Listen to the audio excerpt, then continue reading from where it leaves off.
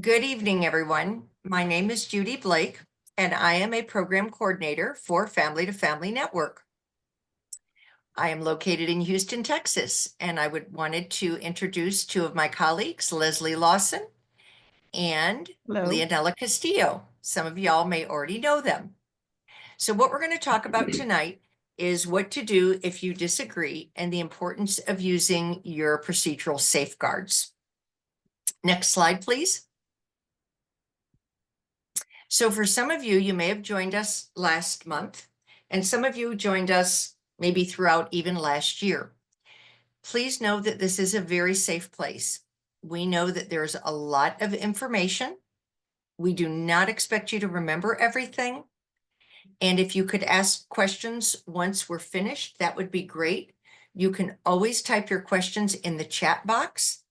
If you feel uncomfortable asking a question, please feel free to private message Leslie or Leonella or myself, and we're happy to answer the question for you.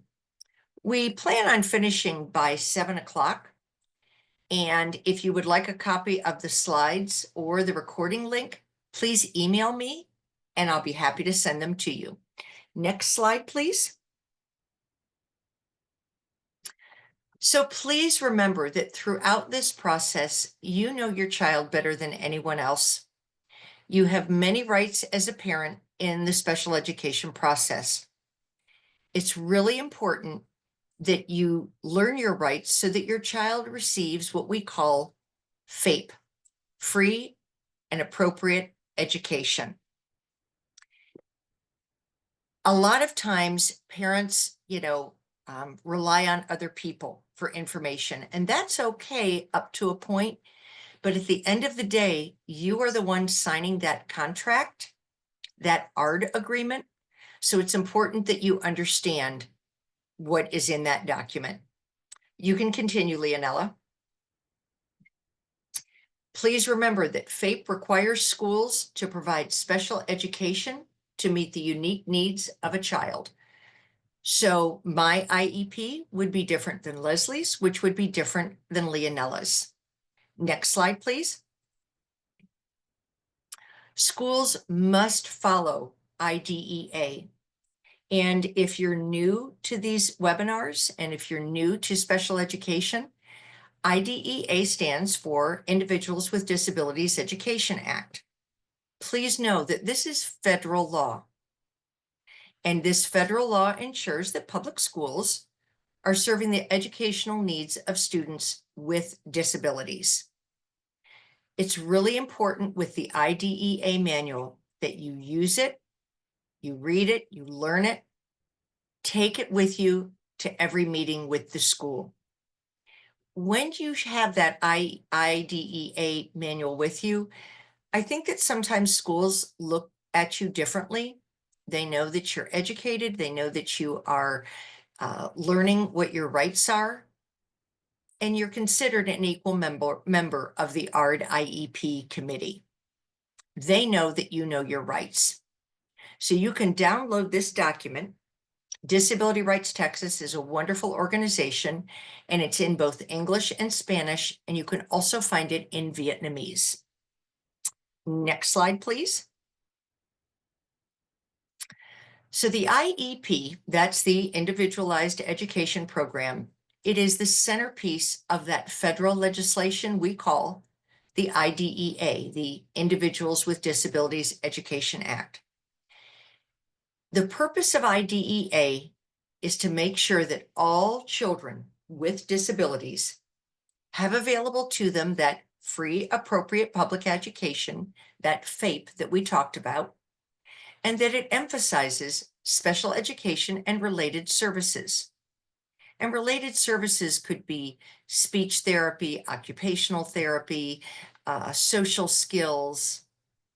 And those related services, they are designed to meet the unique needs and prepare your child for three things: education, employment, and independent living. So keep in mind, we realize that, if you're on this call and your child is young, you're probably not even thinking ahead to employment and independent living. But keep in mind that that is what the IEP is for. The schools should be preparing your child, your loved one, for those three things. Now, they may not do that. Like, for example, my son, by the time he got to high school, he's now going to be 30. And by the time he got to high school, I just had this feeling that post-secondary education was not going to be for him. He never really took an interest in it, but I always knew that he was going to be doing something because we didn't want him graduating to the living room couch. So we focused on employment. And what were we going to do to make sure that happened? Leonella, you can continue with the rest of that slide. So think of that IEP as a contract between you and the school.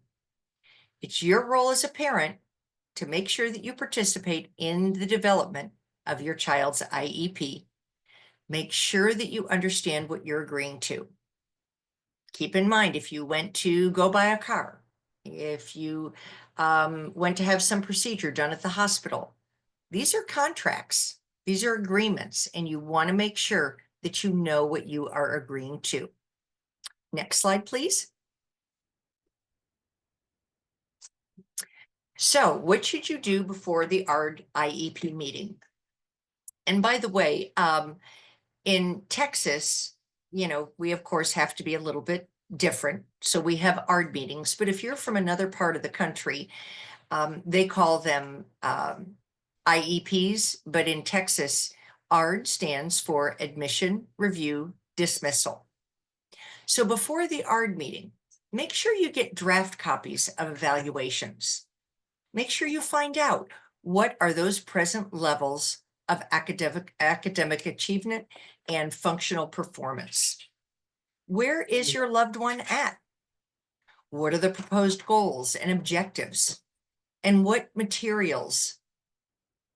You want to make sure that you know where your child is at, because how can you really plan for the school year if you don't know what their current level is?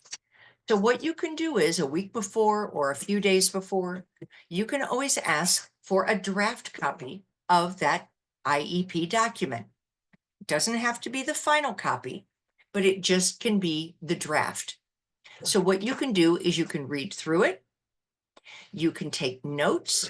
You can make sure that you understand what it is that the school is proposing. That way you can highlight, ask questions, because you don't want the first moment you get to the meeting that you're seeing this ARD document for the first time. It can be really intimidating when you are sometimes meeting these people for the first time at the school, and this is the first time you've seen this document. Next slide, please. So it's meeting time. If possible, do not go alone to the meeting.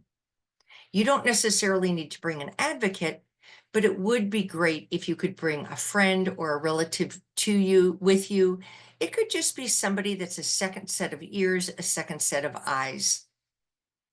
If you can, meet ahead of time with the person so that they know your concerns, they know what you want to make sure is addressed. Maybe they can be in charge of taking notes. Maybe they can be in charge of the ARD agenda. You just want to make sure that you have that support during the meeting. Even though children are not required to attend ARD meetings until high school or when they turn 14, I think it's really important that you bring your child to the meeting, even if it's just for a few minutes. They don't have to stay for the whole meeting, but the goal is that you want your child to be more than just paper. This way, they can put a face with that paperwork, and maybe your child can introduce themselves. It's no problem if they're nonverbal. Maybe they communicate differently, and that's okay. Maybe they can show the ARD committee how they use communication. Maybe they use an iPad, some sort of augmentative communication, and that's fine.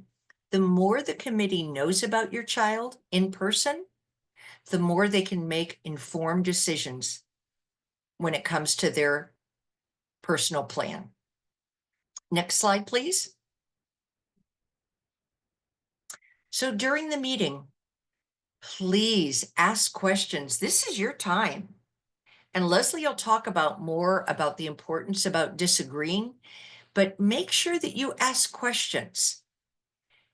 It's okay to. This is what these IEP meetings are for. You know, in special education, there are so many abbreviations. And just when you think you have the abbreviations down, they go ahead and change the abbreviation. You know, for example, when my son was in preschool, they used to call the program Preschool Program for Children with Disabilities, PPCD. And it was the same for Leslie's son. Now they call it ECSE, Early Childhood Special Education. And it's really hard to remember all of that. So if you're not sure, just say, hey, can we stop for a minute? And can you tell me what that means and how it relates to my child? If they're proposing something, ask for data. You know, what are they using? What data are they using to support the decision? And ask how that data was collected. It's really important that you understand how they are coming to those decisions. And if there's something that you're not comfortable with, again, ask a question. It doesn't have to be a yes or no question. And we actually encourage more open-ended questions, because if you ask an open-ended question, then you get an answer that maybe causes the committee members to think more. They can brainstorm. If you're looking for something specific, you can ask, what is it going to take? And then if you're still wondering what it is going to take, you know, how is that going to happen? How can we have my child get this X, Y, and Z service? Or how can they be incorporated into classes with typically developing peers? Just remember that those open-ended questions, they allow the committee the opportunity to brainstorm solutions. Next slide, please. Document, document, document. One thing we want to mention to you is that, you know, if somebody from the school or at the beginning of the ARD meeting may say to you, okay, for the next hour, well, we really don't know how long that ARD committee is going to be discussing your child. There really isn't a time limit. And you want to make sure that your concerns are addressed. So if someone says, well, you know, we have another ARD meeting right after this one, you can say, well, no problem. Then we can get through what we can for the hour, and then we can table it and we can reconvene at a time to make sure that everything is covered adequately. We've always said at Family to Family Network that you get more with honey than you do with vinegar. So, you know, you're not going to get everything. Nothing is perfect. Me personally, in my life, I always go by the 80-20 theory. You know, the 80% of the time, if things are going well, that's great. There's always going to be that little bit that isn't. So maybe pick, you know, the top 3 things that you really want to happen for your child. Make sure everything is in writing. If the school happens to tell you something verbally, that's okay, but you want to make sure it's in those ARD minutes. If they call you and tell you something beforehand or after the ARD meeting, it's okay if they call you, but then you want to always make sure that you find out who called you, what their role is, what their email is, and the best phone number to reach them at, so you then can follow up with them after and document that. Keeping that paper trail is really important. Schools are juggling so much.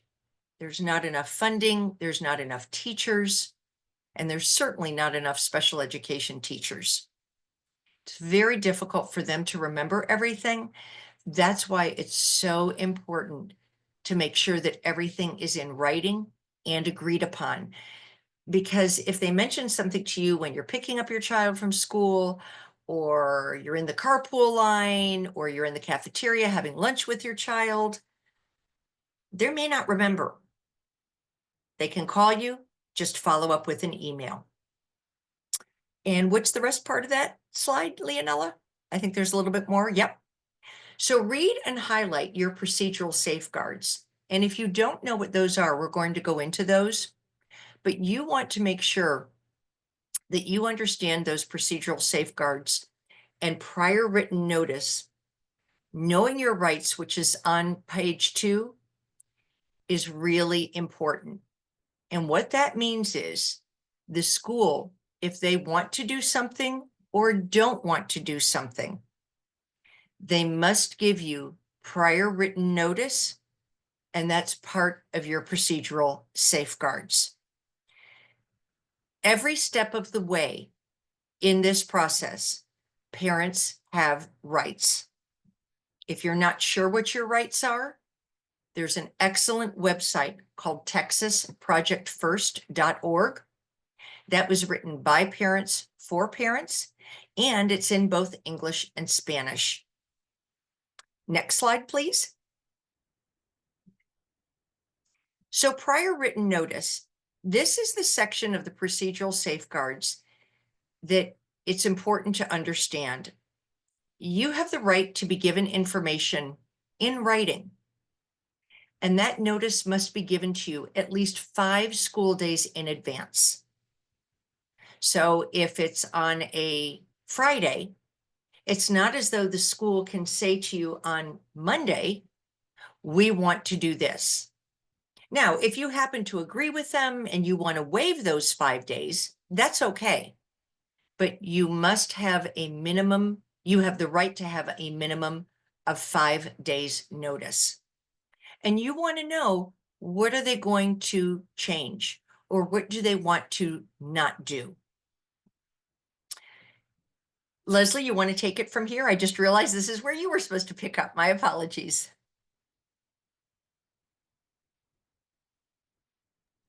No problem. Thanks, Judy. Thank you. One thing I was going to say about documenting, I always like to have a little note card at my ARD meeting to remind me that says, would you please put that in the minutes? Yes. A lot of times they may say they're going to do something, or they may say, oh, we don't do it this way in this district, or whatever, or Yep. whatever's important. Just Mhm. look at the diagnostician that's taking the minutes of the meeting and say, oh, would you please put it in the minutes that Ms. Johnson, the principal, just said that they don't provide in-class support in regular ed, because they're not going to want to put something in writing that really goes against IDEA. So sometimes Great point. yeah, and I'm not saying they would do that on purpose. Sometimes they don't know, but if you have that paper trail and you end up disagreeing and going to filing a complaint, mediation, or due process, you have something in writing that they actually said that. Exactly. No, great point. And we always encourage families to work with the schools. We know they have so much on their plate and they are overwhelmed. We also know that schools need to follow the law. And at the end of the day, it's your child that is impacted by what they do or don't do. Yeah, so prior written notice is just basically telling you that they can't make changes without letting you know in writing during pretty much the whole process, unless it, like Judy said, something that you agree with, like during the evaluation process, about placement. They can't just say, oh, we moved your child from regular ed to life skills or whatever, or to the behavior unit. They have to give you prior written notice. Anything that has to do with how your child is provided the free and appropriate education. Next slide.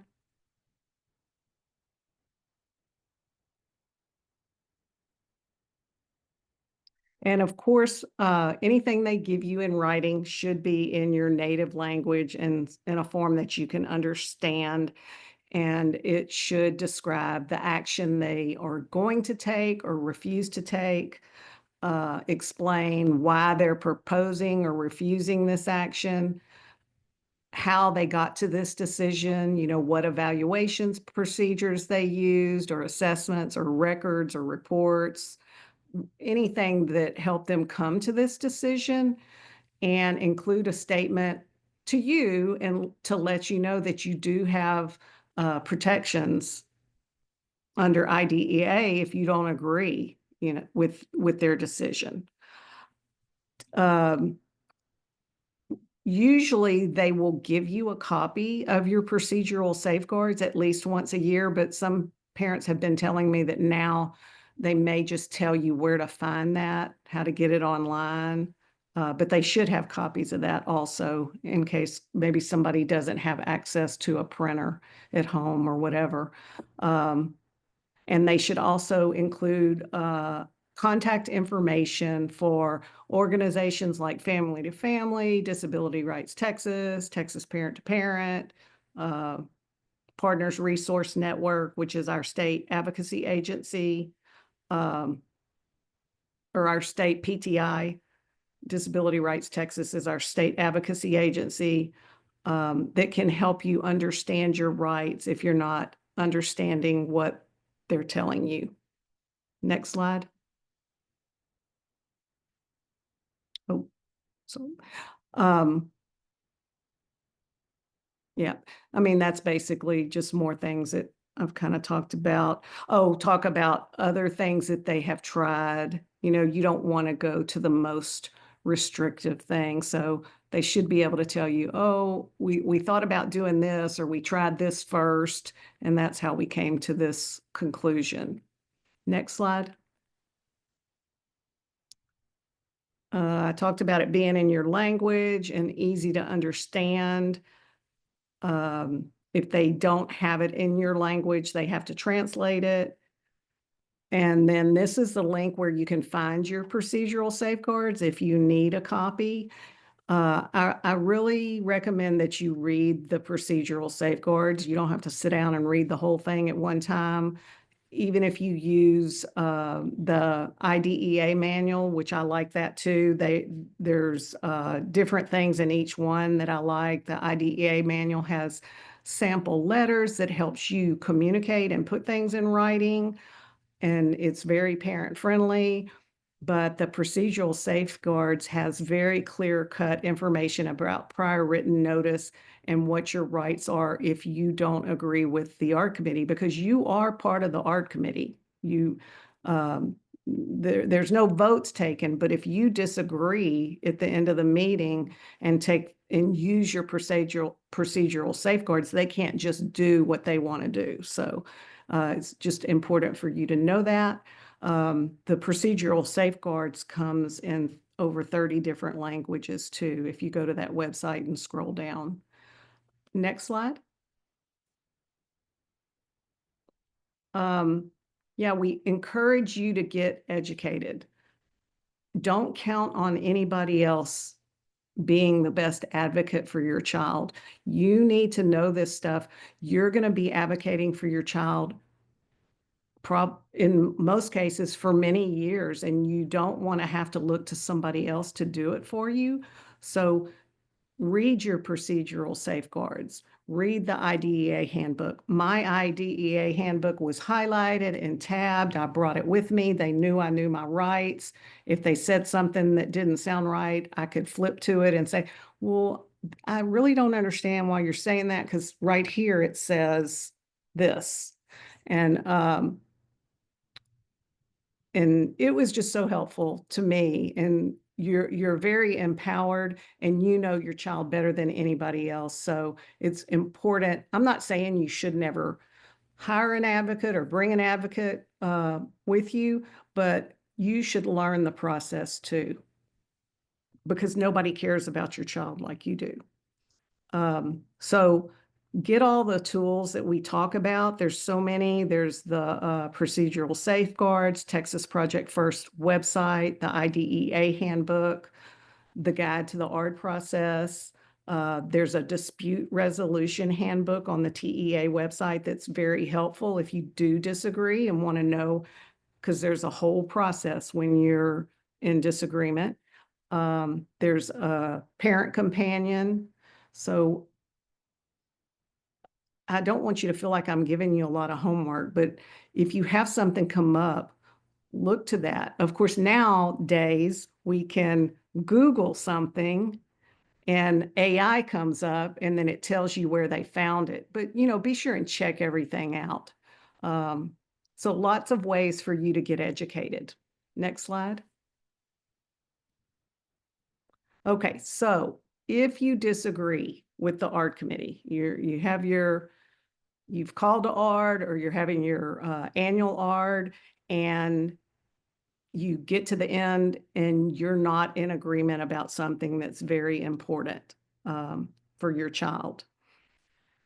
You can disagree. It's okay to disagree. We're not going to be disagreeing about every little thing.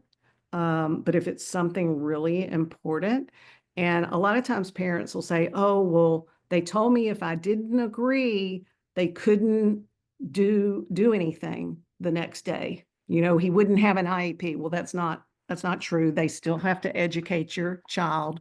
The other IEP is still there and they're going to educate your child. So don't be forced into agreeing if you don't agree.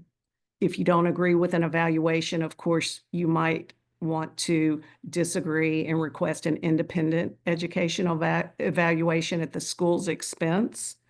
That's something you can do if you don't agree with their evaluation or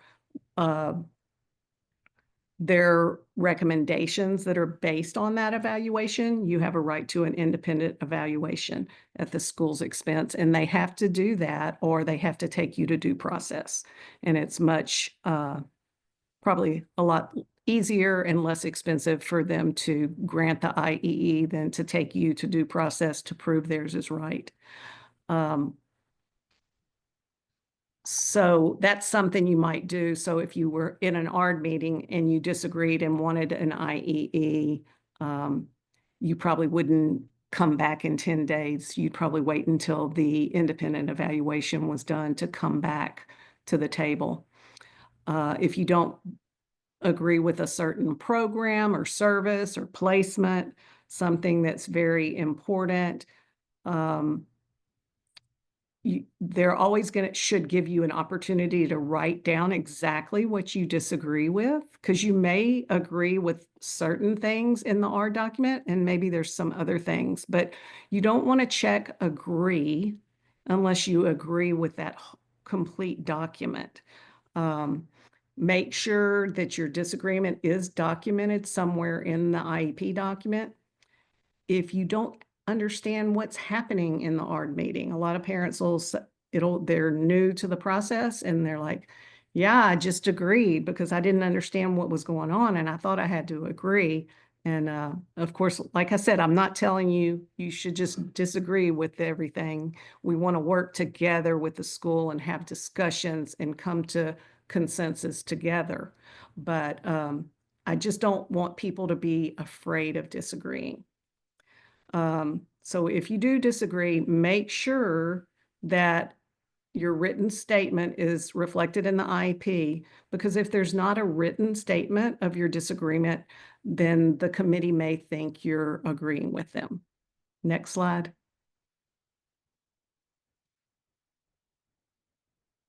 So generally, we would call it a 10-day reconvene meeting if you disagreed, but it can be more than 10 days for various reasons, as long as you and the rest of the ARD committee agree.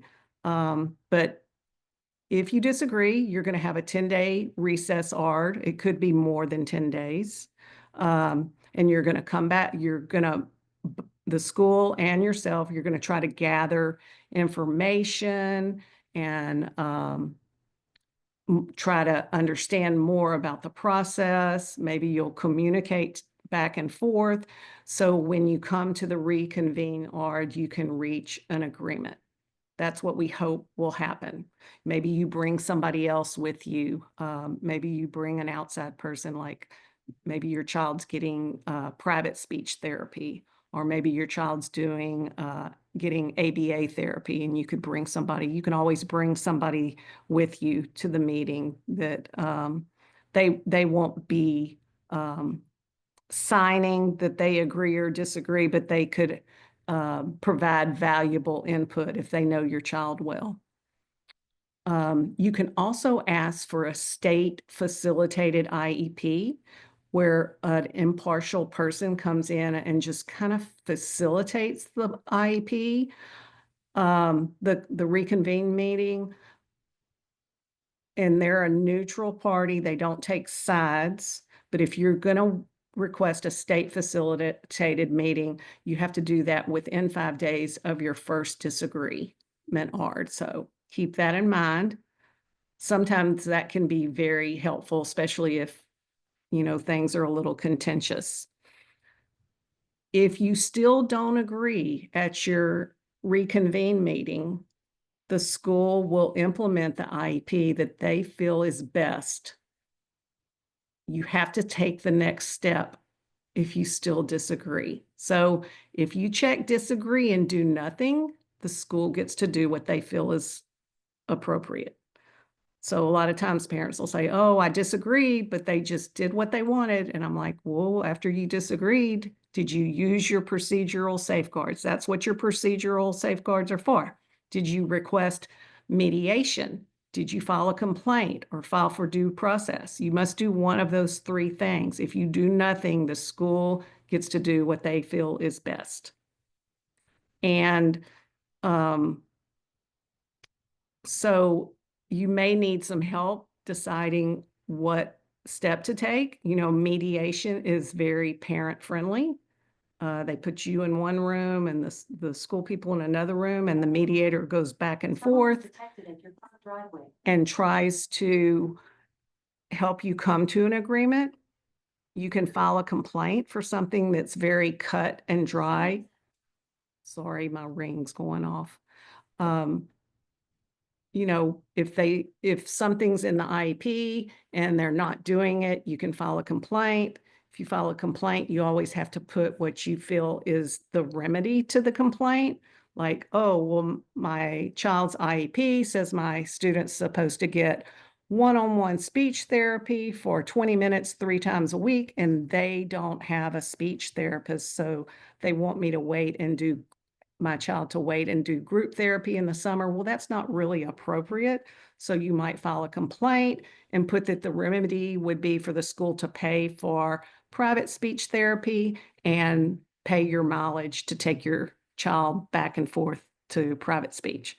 That's just an example. There could be a lot of different things. Or you may need to file for due process. Next slide.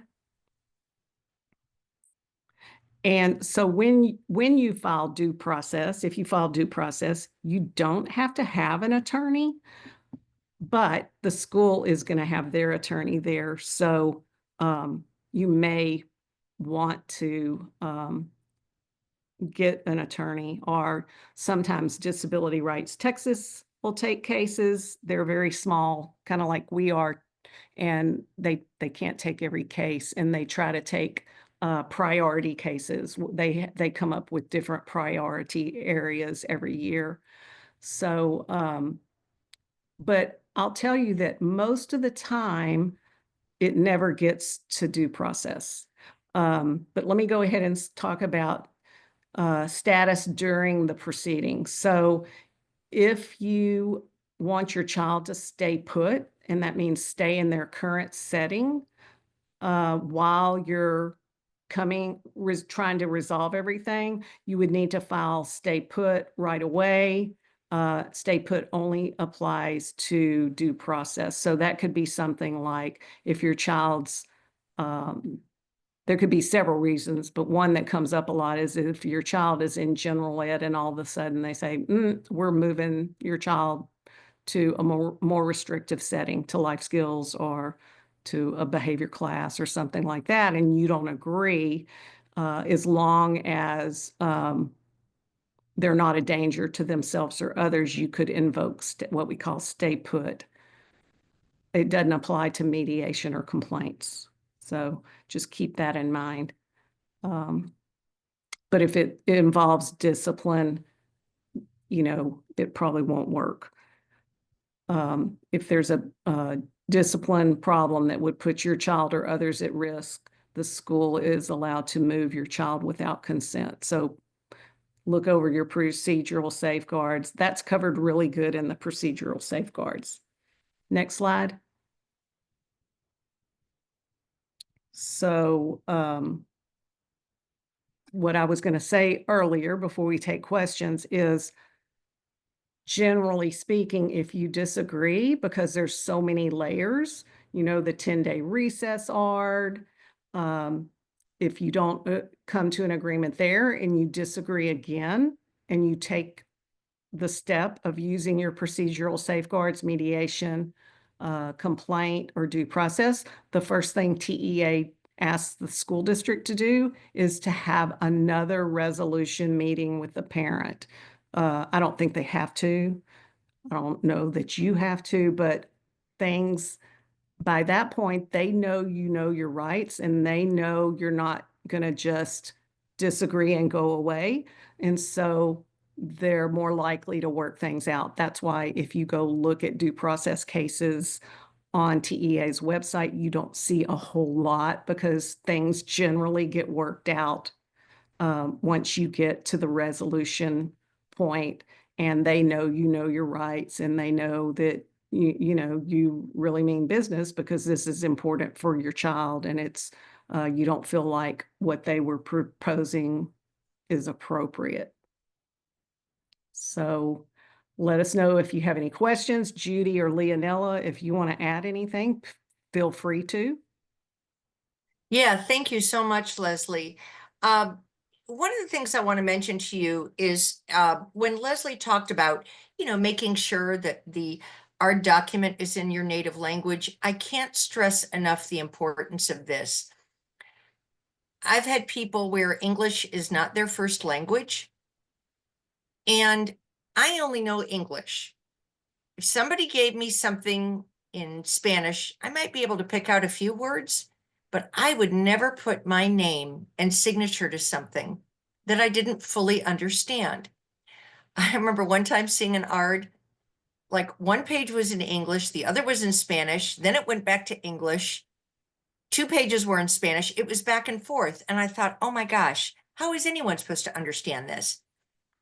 If you would like a translator, just tell the school, give them at least a week's notice, and tell them, I would like a translator.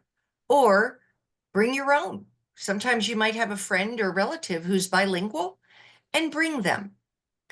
I remember somebody saying to me that the school said they're not allowed to bring their own translator. Absolutely, you sure can. You can bring anybody you want to that ARD meeting.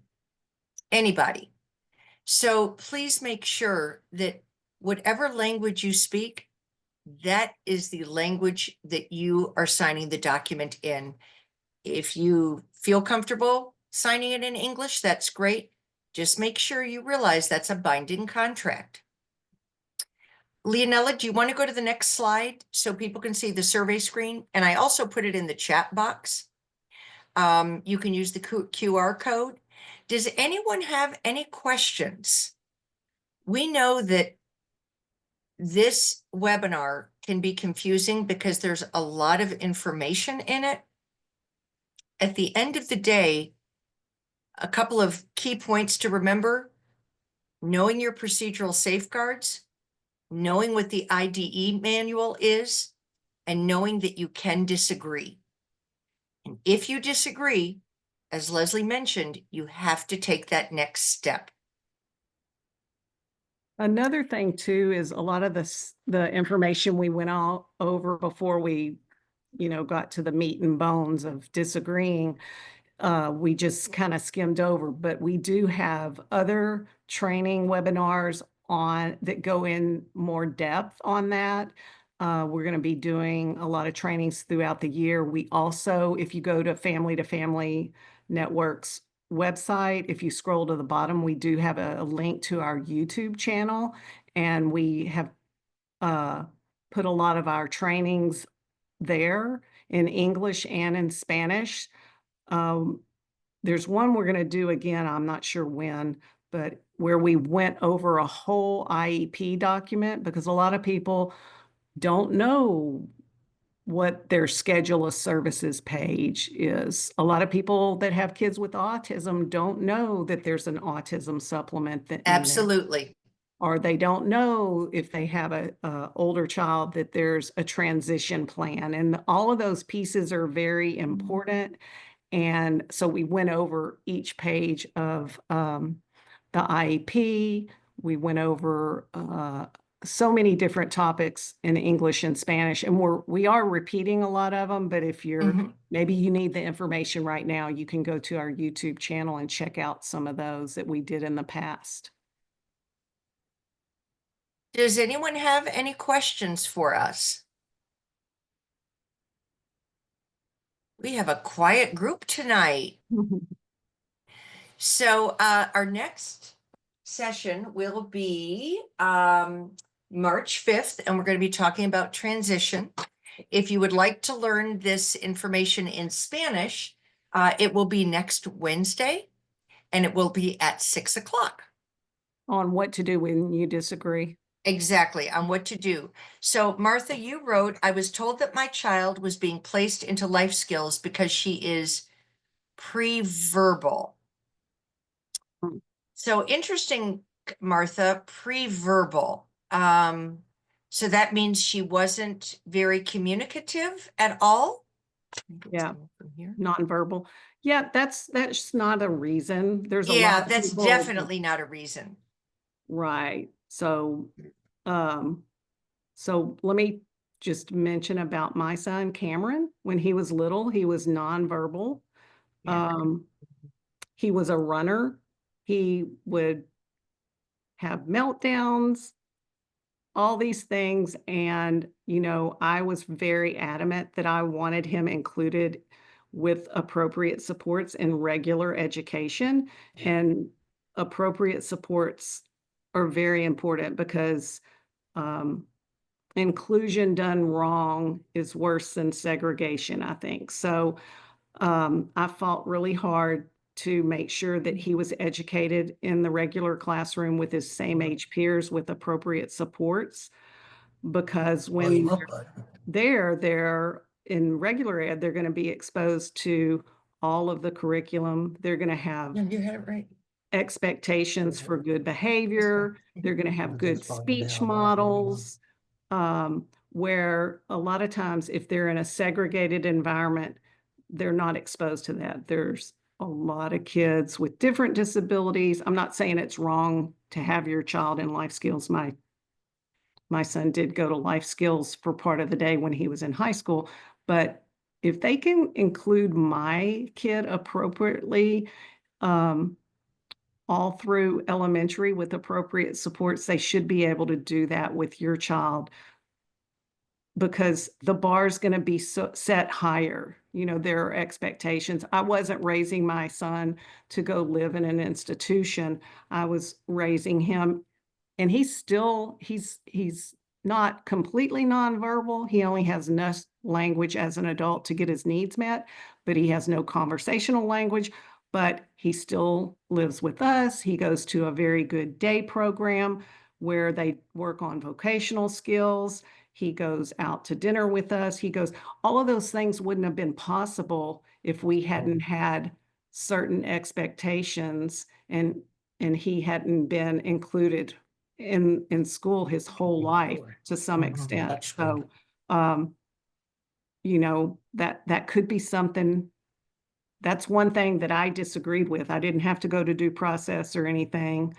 Um, we worked it out in the 10-day recess or a resolution meeting, but that was something that was important for me. I wanted him to go to our neighborhood school. I wanted him to be included. I wanted them to have high expectations because, if somebody is only in a segregated environment their whole life, what do you think is going to happen when they leave high school?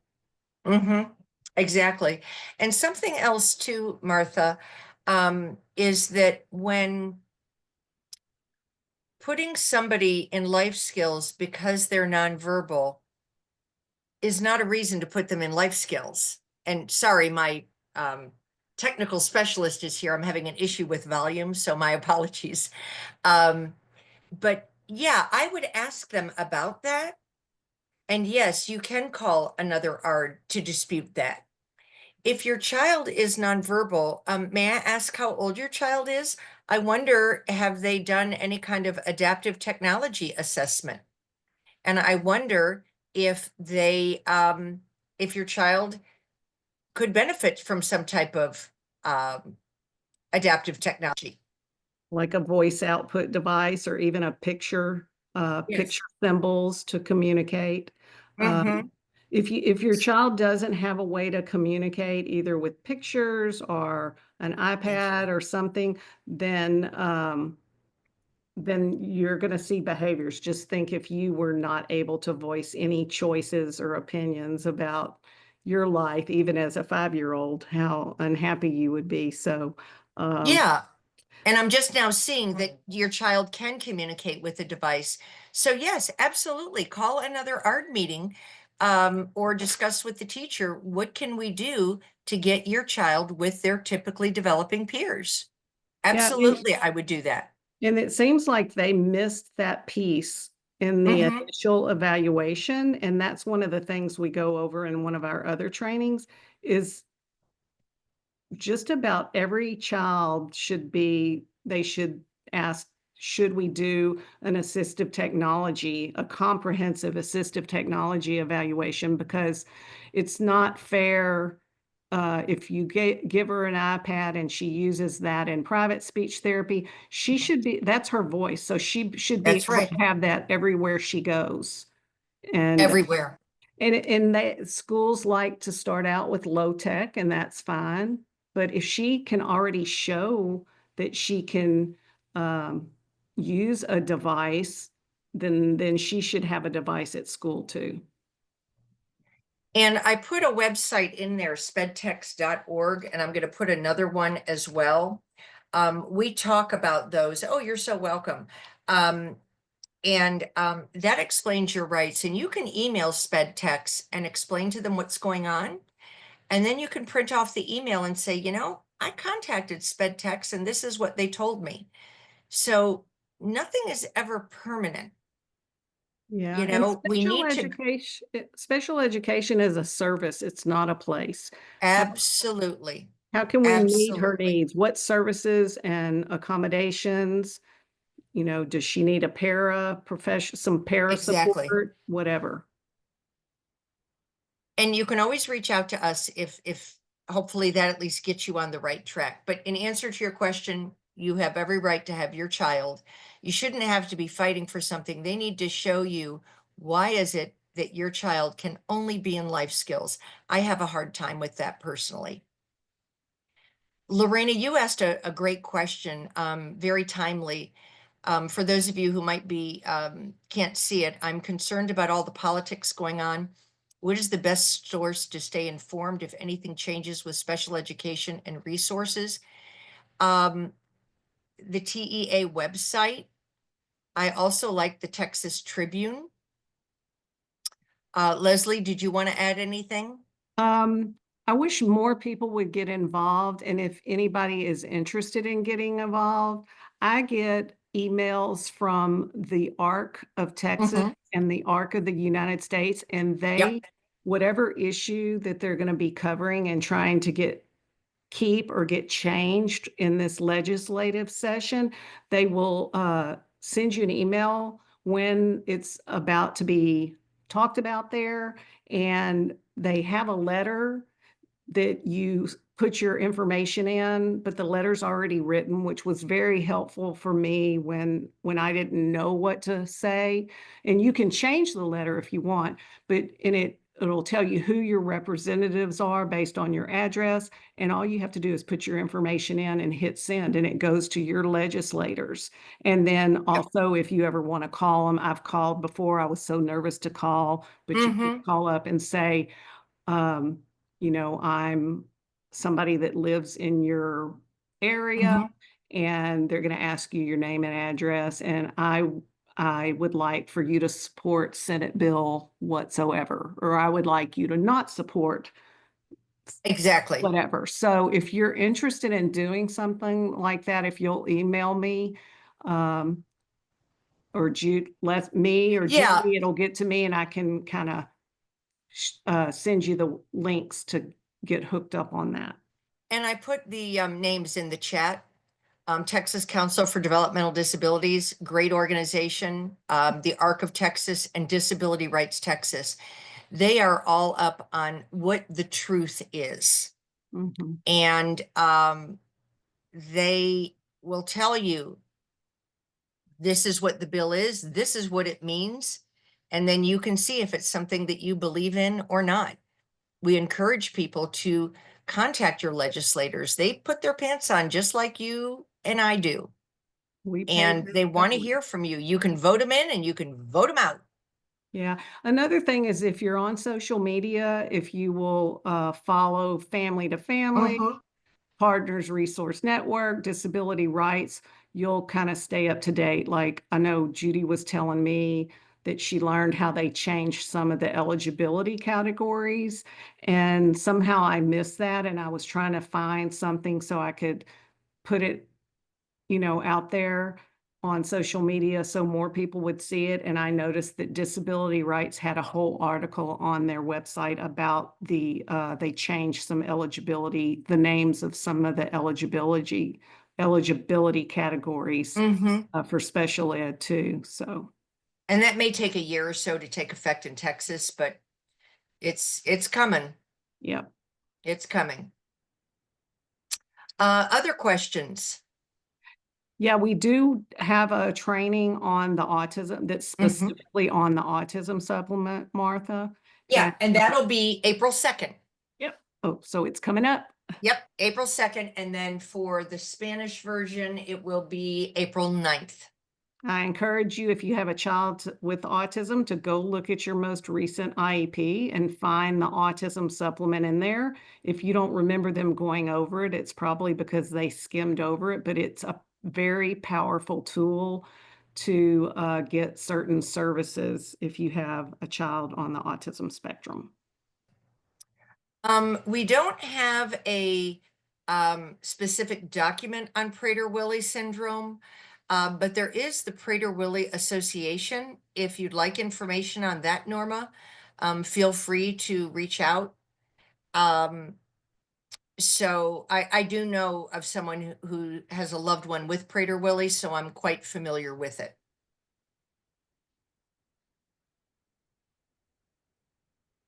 So just feel free to email us. I'll put our emails in the chat. You are very welcome. Yeah, reach out to us anytime if you have a question. Email's good because if we need to like do any research on your question before we send it to you, we can answer your question. You can call us.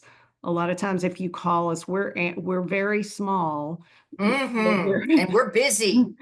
and so we answer calls in the order they are received. But a lot of times, if you have a simple question, we can email you and send you the information. You can read over it. And then if you have questions about it, you can either call us and talk to us or email us additional questions, however you would like to do it. Thank you all so much for joining us. We're going to sign off for now. Leonella and Leslie, if you want to stay on. Thank you for joining us. Find us on Facebook. Our website is f2fn.org.